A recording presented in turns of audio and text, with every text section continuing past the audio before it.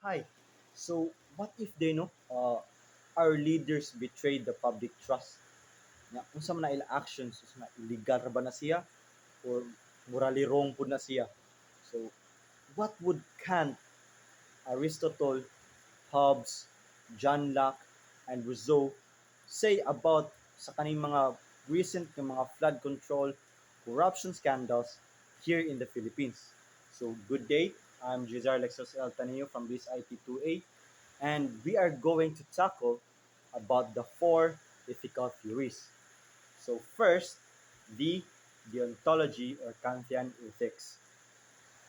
Deontology comes from the Greek word deon, meaning duty. So deontology is a duty-based ethical theory that focuses on following moral rules no matter the consequences. So ang pagka-morality sa action nagdepend on whether na-fulfill ba niya yung duty dili sa outcome. So, naay categorical imperatives si Kant nga which is a moral command we must follow regardless of desires based on pure reason. So, naay duha ka formulation. So, first, the universalizability. So, act only according to rules you can will everyone to follow. So, ari, before ka mo act, mangutana sa ka, what if? Buhaton ni sa tanan. If universalizing the action causes chaos or harm, then kana siyang action is not moral. Then second is the formula of humanity. Treat people as ends, never merely as means. So, imo i-treat ang people as equal.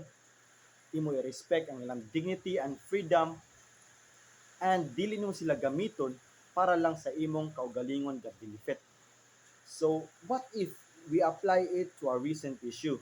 So, for an example, according to Philstar, 9 out of 10 Filipinos believe official colluded on flood control theft. So, kani siya mga officials, if tunuod man gani, kani siya mga officials na makak about sa funds and ila treat ang mga citizens as a source of money, which is considered as an immoral action.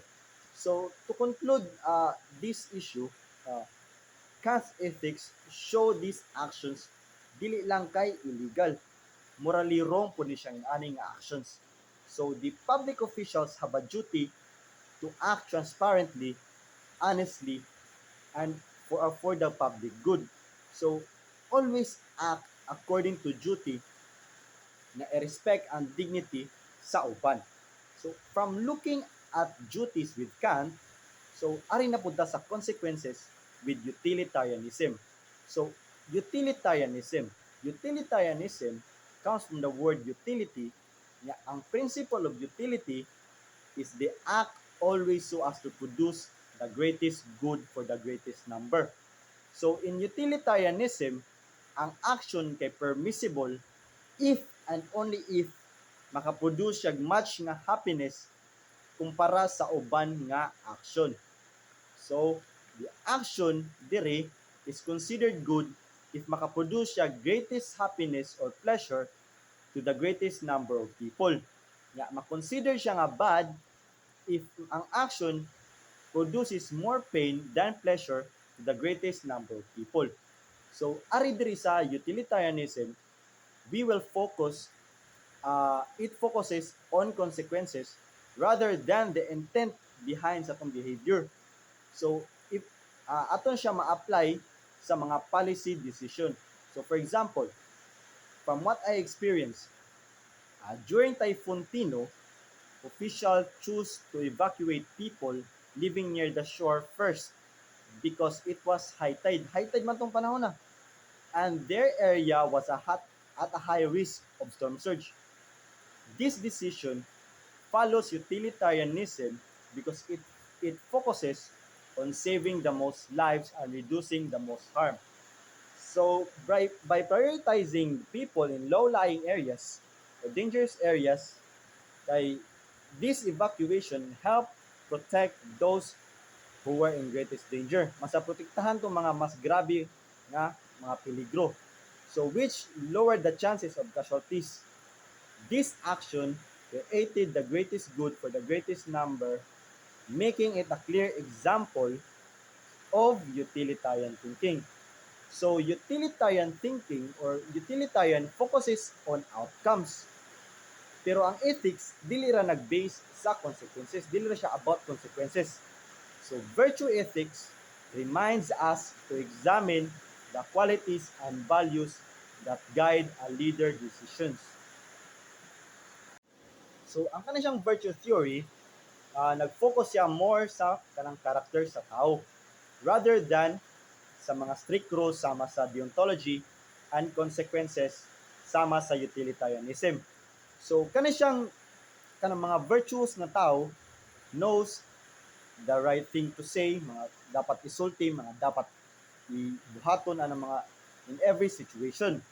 So according to Aristotle, virtue means doing the right thing in the right way at the right time towards the right people.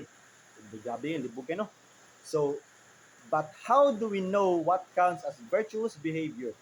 So, kung sa mata makahibaw nga, na-count ba na siyang virtuous behavior ba siya? So, Aristotle identified 11 moral virtues na ang people dapat natong i-develop o i-practice. So, mao na siya: courage, temperance, liberality, magnificence, magnanimity, proper ambition, truthfulness, wittiness, friendliness, modesty, and righteous indignation. So, kani siyang virtue, anong virtue, makita na siya sa golden mean or the middle. So, the balance between two extremes or the two vices, the too little and too much. So, for example, kani siyang courage. Ang courage na siya sa tunga-tunga sa being reckless and being cowardly. So, becoming a virtuous is learned through experience, much like how people become a street smart. So, kani siyang virtue is a form of knowledge na ginatawag o practical wisdom. So, Aristotle says that we develop our character through habituation by repeatedly doing our actions until they become part of who we are. So, we can learn from the moral exemplars. So, kani siya mga moral exemplars, mga siya mga tao na nag-demonstrate of admirable character. So, nganong kinahanglan mata mahimong virtuous? So, kani siyang pahimo nga tong virtuous because kitang tanan describe toward our telos or ang atong purpose. So, by fulfilling our purpose well, we achieve eudaimonia. So, kanang siyang eudaimonia is a life of flourishing, meaning, and true happiness. So, for example, nasad, balik ta atong about sa PhilStar. So, 9 in 10 Filipinos believe officials colluded on flood control fund theft. So, kanang siyang virtue, nag-focus siya more on good character like honesty, integrity, and justice. So, kanang siyang mga officials, mga actions sa officials, nag-show of lack of virtue. Kay nahimo mo silang greedy and dishonest. So, a virtuous leader would have acted transparent and protected public funds and served the citizens' welfare. So, a leader's character is vital, but ethical governance also depends on trust between citizens and the state. So, ari na siya mugawas ang social contract theory. Ano siyang social contract theory? So, kani siyang social contract theory, i-explains niya nga that government power is only legitimate when people agree to be governed. So, the citizen follow the laws and in return, the state must protect their rights and promote the common good. So, according to Thomas Hobbes, kita ko no, we need a strong authority to maintain and prevent society from following the state of nature. Nga iyang i-describe as nasty, brutish, and short. So, for John Locke, government exists only through the consent of people and must protect the rights such as life, liberty, and the property.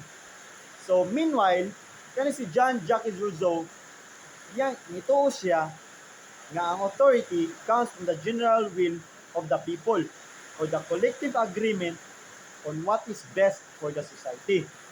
So kani siya nga theory, iya gi-highlight ang mutual obligation between the society or the citizen and the state. So ang kani siyang society, ni-agree siya nga i-follow niya ang government laws. For exchange, ang government must serve and protect the people. The state, for example, ang state ni provide of security, economic stability, education, healthcare, and infrastructure. So in return ani, the citizens ato gi-give up some of our freedom by obeying their laws and paying sa atong taxes. So defection. So kung siyang defection, mahitabo ni siya kung someone breaks a social contract. So whether ni agree ka na or wala, na imo gyapon gi-choose to pursue your interest or your own interest instead of cooperating the society, mano siya mahitabo ang defection. So if you apply it to the civic trust and accountability, balik gyapon ta atong kuan. Example ato ganiya nga. According to Philstar, 9 in 10 Filipinos believe officials colluded on flood control fund theft. So kani siya, ang government shows the government shows and broke the social contract by misusing the public funds instead of protecting the citizen welfare. So therefore, the citizen justified in demanding accountability and transparency to restore para mabalik ang ilang trust.